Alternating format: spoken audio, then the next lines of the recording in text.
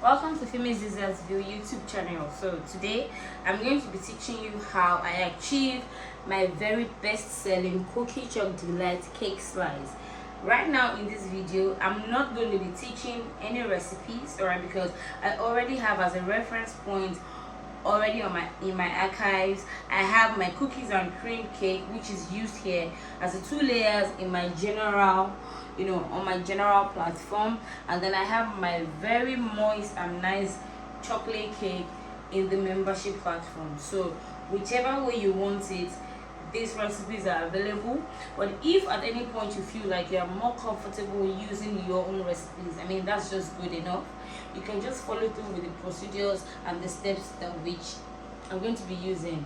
And by the way, I'm not going to be showing today, just because of time, how I cut it through, because once I'm done covering and doing all of those things, I need to keep it back in the freezer so it can firm up really nicely, so that I can have nice clean cuts. So for reference, you can always scroll through my the list of the other contents that I've posted on YouTube to check for the cake cut class. In fact, I have 2 versions of it, so you can click and keep looking for it, and you will see they're very well explanatory, and then you just need to apply. So whether you use your cake or you use my cake, it's just going to turn out amazing, because I was just telling you everything I use. So for every standard recipe, for every standard cake slice I use, these are the necessary equipment that I'll be using: the long trimming knife, the long serrated knife, the spatula, palette knife that I use to spread the fillings, my spoon here. This is more like an ice cream scoop, but I use it to portion out the quantity of filling that I use, so it can be consistent every time. And then of course this one, I'm going to be using my already stable that has already been made ahead of time, and I'm going to be using it. I also have a video of this posted, and you can always watch and join as the case may be. So this is what I'm going to be using today: my already whipped cream, my stable whipped cream. The fillings here, this is called the hazelnut praline. Now this is a filling that is actually store-bought. You can always reach out to me if you need to know where to get them from. This is the orange zest filling. Okay, so this has a very tropical feel, so it gives your cake such an amazing feel. And then when I use the smooth filling, I always add the crunchy filling for an extra wow effect in the taste bud. So for my orange filling, is going to be going with the crushed Oreo cookies. This is actually sold everywhere, actually crushed to bits, so that it can just spread evenly over the surface of the layer which I want to pay attention to. And then for this hazelnut praline, I still go ahead to add some chopped chocolate. Here we have Snickers and some Maltesers that have been crushed, so that it can just be like a very nice experience in your taste bud, basically. So nobody actually can tell you the exact feelings that you can use for your cakes. This right here is just a guide for you to have an idea of how you want it to taste. Do you want it to be tropical? Do you want it to be chocolatey and all of that? So I have a wide range of cake slices available, but for today this is going to go with these fillings, just because I've been able to study the recipe and I've been able to understand perfectly what works for which way. So it depends on you. For instance, if you're doing any cake slice that has like a strawberry cake flavor, it would be best for you to have something like a filling that would actually blend in nicely, so that at least you would have it will be very rich in taste and all that. For instance, like if you have a cake that's like a vanilla cake, you can put something like a salted caramel. You can put something like the caramel filling, just because you need to look for fillings that actually blend in with the flavor, not necessarily the ones that actually will taste off or anything. Like this praline is going to go over the chocolate, so of course how it's going to blend in very nicely. And then this is cookies and cream. You could go with other wide range of options, even if it's not the orange zest filling. It could be caramel, it could be salted caramel, it could even be the lotus biscuit filling. It could even be peanut butter, whatever it is, anything that actually sounds right, and if you taste it, of course you feel like it wouldn't taste like hard, it's going to taste nice. So let's just go right into it now. I'm just going to be showing you how I trim. I always ensure to trim all sides of my cake because of, you know, having a very nice experience, overall experience. Now this bottom side of this cake is not burnt, as you can see, but it's just browned, which can happen anytime. So all I do is, even if the surface is just like this, even if the bottom side is like the surface part, I always still trim off because I don't really appreciate having any kind of brown patches or a dry kind of taste in my results. Bear in mind that when you are making your cake slices, you need to be very careful to know that you need to be so particular about the presentation, because you know that these cakes are not large cakes, they're really smaller cake size. This is that people can just actually snap on. For those that want to like just buy from you and appreciate or understand or determine if you're the next vendor for them to patronize, they can actually invest in buying your cake slices or even cake loaves, as the case may be. But I mean, the cake slices are like the luxury version of the cake loaves, because of course they have fillings and then they have cream, so more like you're making full cakes but then in the smaller bits. So can you compare in now? Like, so already it has like an appealing feel. Look at it. This is the cookies and cream cake. Can you see the chopped cookie crushes and all of that in it? So, and that is exactly the reason why I'm going to be adding some further crushed cookies over it. So that goes to show you how you need to study your recipe, and then you'll be able to tell exactly what will work for you. So, and of course I always go ahead to level out, just so that I end up not using all these parts of it. So I just, sometimes I trash them, sometimes I give it to anyone who is interested in snacking on them. But really, because of the aesthetics, you know, even if it doesn't look, you know, your cake slice might actually taste nice, but it just needs to be really appealing first to the eyesight, just so that it will propel people to actually feel like eating them. Because if they don't look nice, probably they look messy, or they look like there's a whole lot going on with them. How many people are you going to be able to convince that, oh, come and try, it's actually nice, you know? So let what they see actually convince them.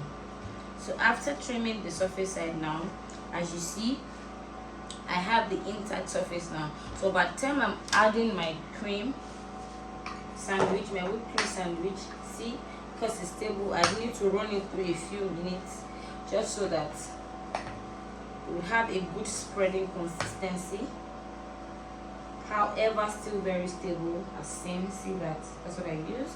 So after adding the first, and when I'm making my slices, I try the best I can to keep my filling cream really minimal.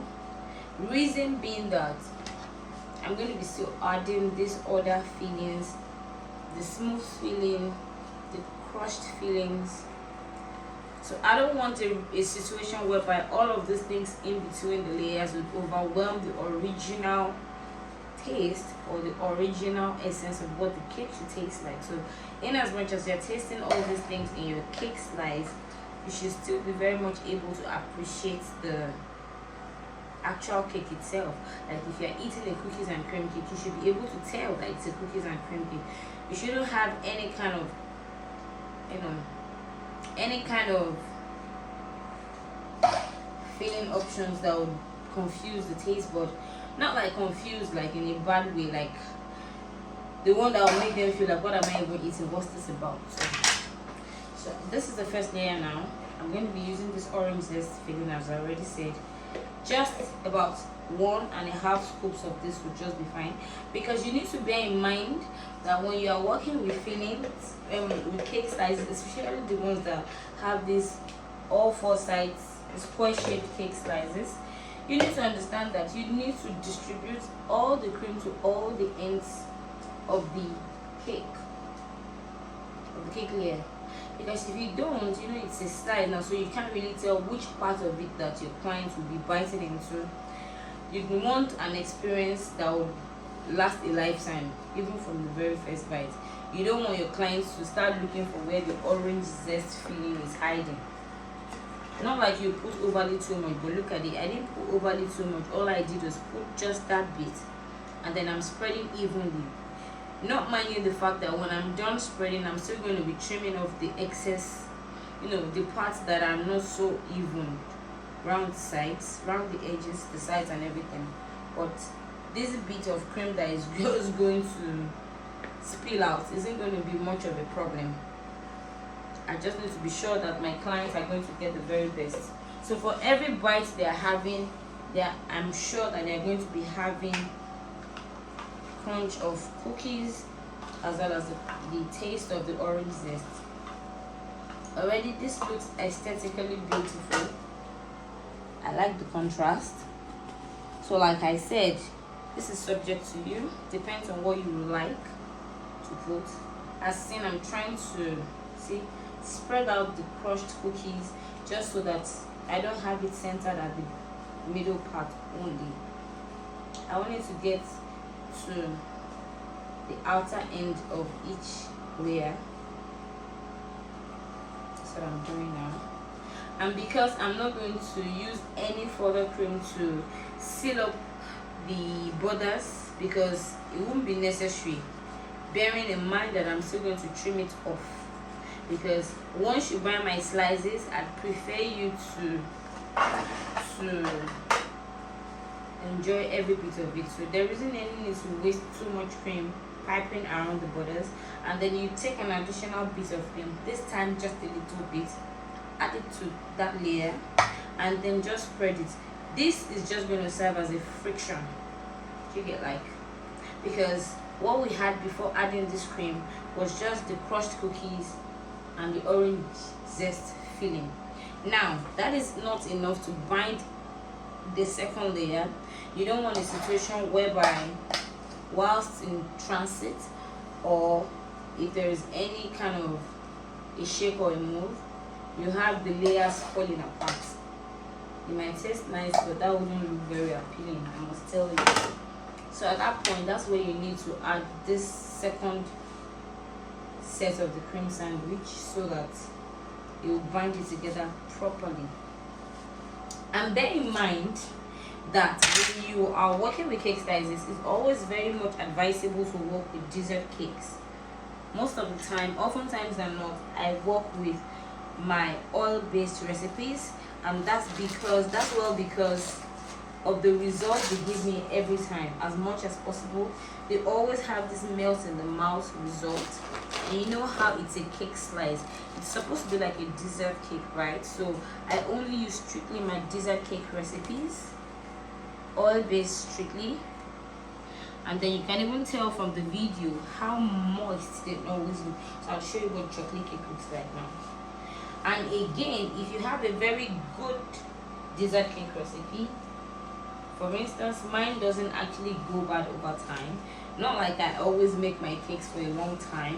What I'm trying to say with emphasis is that it's always better for you to make your cake ahead of time, even if it's just for a day or two, and then return to the freezer all wrapped up as seen here, so that you can be sure that you are sealing in every moisture you need to seal in, so that you are sure that you're not going to have a situation whereby your cake will dry out or start breaking open whilst you start working on them.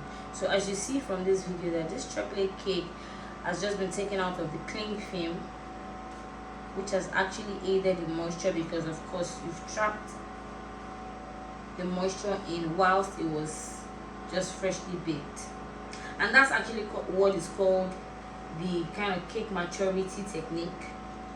When you make a cake and you wait till it actually matures in the freezer. This is very typical with oil-based recipes, especially when you have a recipe that is really soft. Yeah, really soft.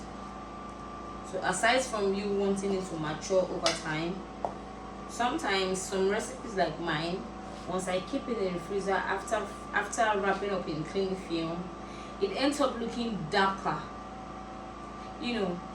after the initial result is out.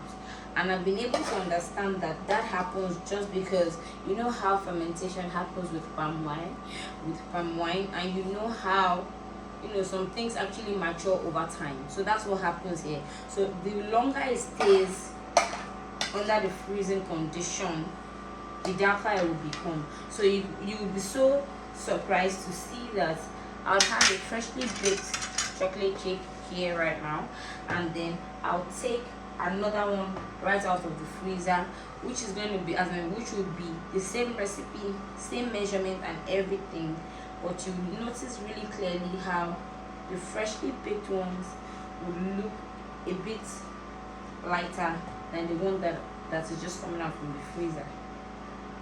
So well, this is basically what it is, right? So if you don't want to use hazelnut praline, because for some people they'll let you know that they have some nut allergies, whatever it is, so you need to respect the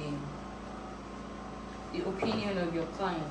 As the case may be, if you have a wide range of options, I'd advise you develop a menu list. All right, I hope you're still following. Okay, I would prefer that you develop a relatable menu list which explains every single bit that goes into each cake slice. That's what I do. And then all the price tags as applicable to each of the option. I mean, so that your clients, can you see how rich this looks already?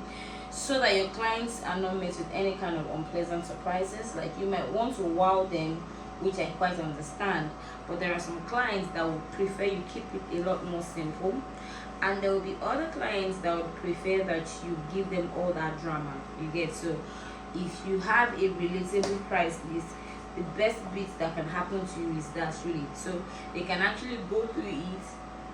So if you have anything like lotus biscoff or this hazelnut praline, strawberry filling, going into any of the options, just state it. Give your cake slices a name. It makes it easier for you to know what you are doing. So give your cake, like this is called the Cookie Choc Delight, a combination of chocolate cake, very moist chocolate cake, very nicely textured cookies and cream cake, and of course with all of these interesting fillings. So of course it's a delight. Yeah. So, and when you are giving names to your cake slices, ensure to make it sound fun. You don't necessarily need to use the names that come with each of the recipes. The fact that your cake slice has strawberry cake doesn't mean you need to call it strawberry cake for something. I'm just trying to tell you, you can actually be creative, because sometimes it's just the name that actually makes it very enticing enough for your clients to want to buy. Like me now, I have some cake sizes that I have a cake size variant that is called Phoebe's Favorite. So when you hear Phoebe's Favorite, you know how that is, and you'll be wondering what is in Phoebe's Favorite. For it to be Phoebe's Favorite, because it doesn't have quite a name of any of the options contained. So you would be curious to ask what is in the cake slice.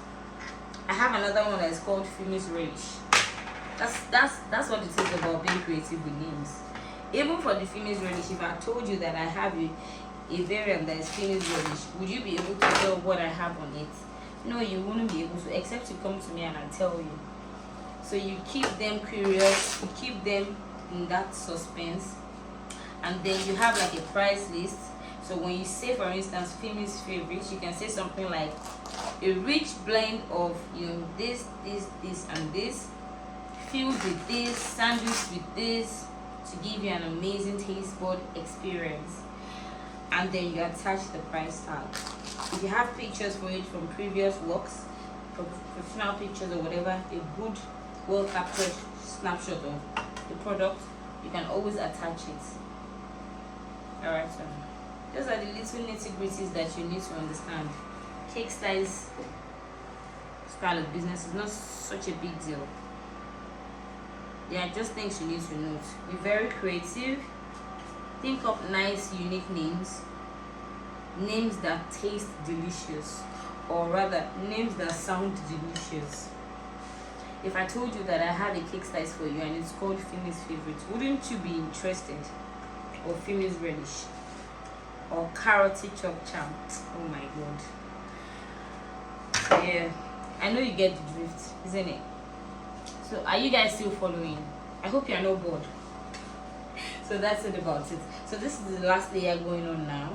So whenever you're trying to layer your cakes, always ensure to check out for the sides that it's a bit higher and the side that it's a bit flatter, so you have a perfect blend. As seen here now, this side looks a bit higher, so when I'm trying to put it on now, I need to look out for the part that is a bit high so that I can put it over the side that is a bit low. So this side looks a bit high and then this side looks a bit low, so that by the time I put together, it will just be like a perfect blend. I don't need to start popping in some more cake in between to help it to balance out.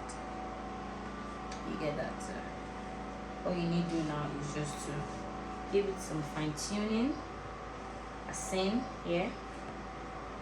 So really, for these slices now, for this option for instance now, you can see that it only takes the creativity and the feeling that is contained in it. It doesn't change the fact that it's the regular cookies and cream cake recipe. You can use yours, as I already stated earlier. Do you understand? You can use yours, and then you can use your chocolate cake too. That's the reason why, as you can see, that it's not any difficult kind of cake flavor, like probably like pistachio or something that is hard to come by. Yeah, there are slices like that, even blueberry cakes and all that. They're all there. I'm just trying to tell you that for you to want to start a cake size business, you need to explore a lot of flavor options. All right, a lot of flavor options that has been tried and tested by you before you offer it to the general public. Okay, so whilst you are exploring flavor options, cake flavor options, you need to explore cake fillings options too. What will go best with chocolate cake? What will go best with cookies and cream? What would go best with, you know, whatever it is you're doing? Vanilla cake, vanilla buttermilk cake. Is it vanilla buttermilk? Is it sponge cake? Is it a pound cake? Whatever it is, so all depends on you. I'm just here to give you a little quick guideline. So at this point, all I need to do now is just to make sure that these ends are even more leveled than they look now. So you don't need to add bits of cake into this so that it don't look untidy.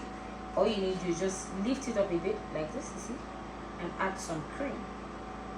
So when you do that, can you just see the difference?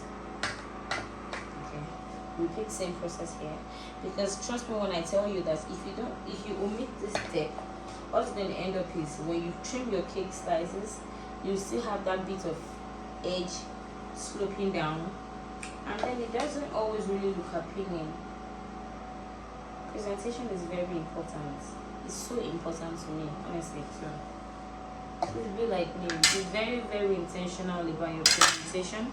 Be very intentional about how your cakes are neatly cut.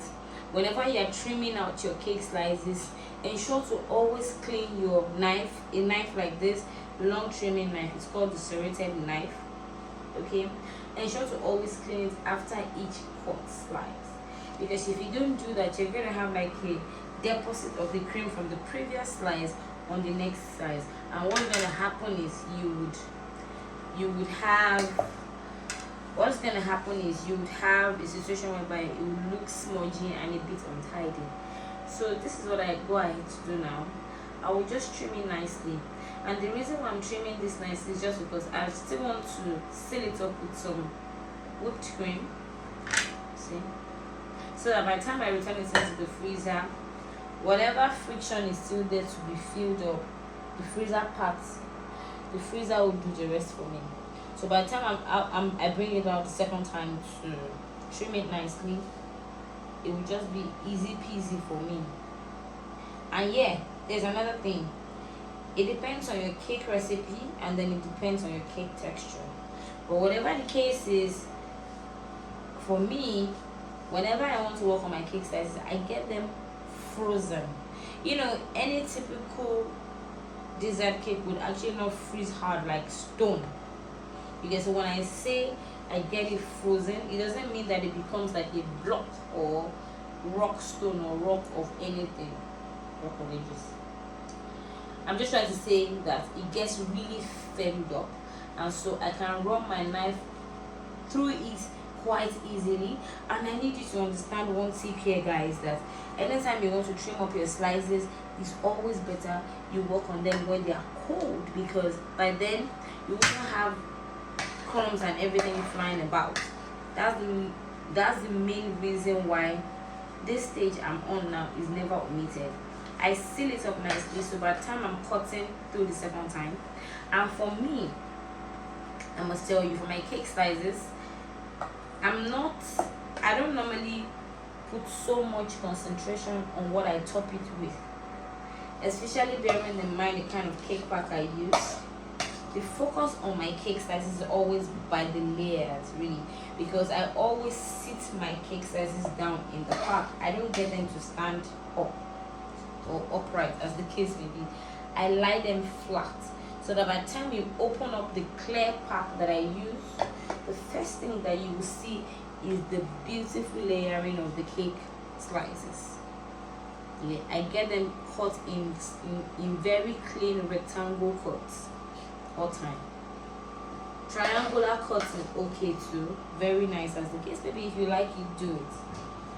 But I've been able to determine and decide that I always want to stick to cutting in the rectangular shape. It makes the cake slices look so perfect with so accurate precision, and I just like to see that, really. So I think, so after this stage is done, usually what I do is to return it into the freezer, and when I return it into the freezer, I'll bring it out a second time just to give it a little fine tuning on the surface. Remember, I told you that I don't normally put a lot of fillings on the top. Sometimes I don't even put any filling on top, because at the end of the day, all of the filling that I want them to taste and enjoy is already in between the layers. So I just brush up some cream on the top of it, so that regardless of the fact that they are not going to be seeing the surface part, the top tier side, after I get it laid in the pack, I'd still do that, just so that it can still look nice enough. Do you understand? So you don't really need to waste so much fillings all the way in and out, so it doesn't even get too much. You get? Please don't overdo stuff. Anyways, I think that's going to be all about it for today. Okay, this is going to be all about it today. I hope that you learned something. This is my legendary, very amazing, one of my best cake slice options, and I've let it out to you all free of charge. So trust me, you can actually remake it. Feel very free. Trust me, you can do it. You can do it, and when you do it, let me know. I would actually be very glad to see a remake of this. Okay, because this is about the first time I'm actually letting out the exact fillings and the exact kind of cream and the exact ingredients that go into a particular cake slice.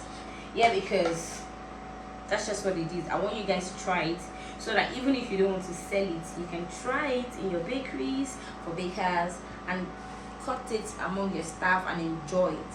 And then you can then decide after them to either introduce it to your own client, or just go ahead to give me a thumbs up. So I think that's going to be all about it, except for the cleanup that I'm going to be doing. I don't want to waste any further time. It was an amazing time with you guys today, as always. I hope you enjoyed watching.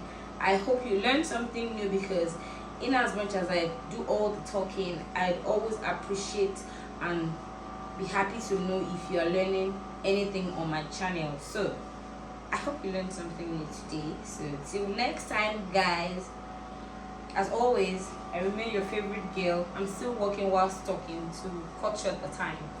Subscribe to my YouTube channel, click on the like button as always. If you need to join my membership platform, follow the procedure. Is really straightforward and very simple. It will be worth every penny. It will be worth your time and energy. It will be worth everything. I can give you that guarantee. Try it out today, and then come back when you try this out, whatever it is, or if you apply this technique into your own cake slices, do let me know in the comment section. I'd always appreciate to read from you guys so that I can know if I'm doing it right or I need to do something better. Okay, so let me know in the comment section. Constructive criticism and everything. We're here together to learn and to grow together. Till next time, guys, I'm your favorite girl, Famous Desserts View.